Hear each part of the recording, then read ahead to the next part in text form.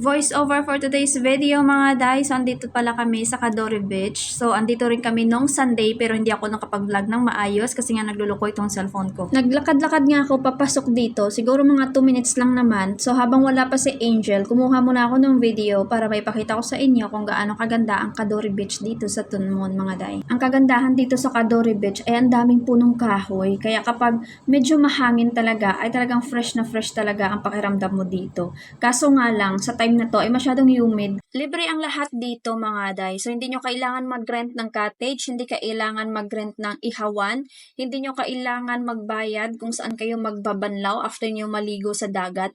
Kasi nga free na lahat, provided na ho lahat.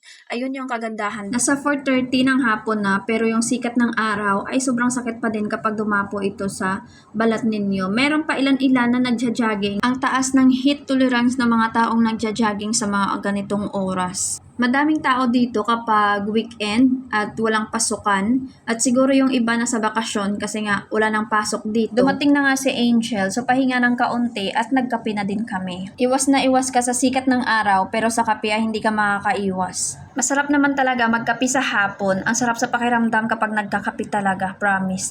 Lalo pat meron kang kausap habang nagkakape ka. Ito yung pinakamaganda dahil sa sobrang init ng panahon nakuha pang magkape. Ayan tuloy, feeling ko naliligo ako sa pawis kaya habang nagkakape, panay punas ako ng pawis ko.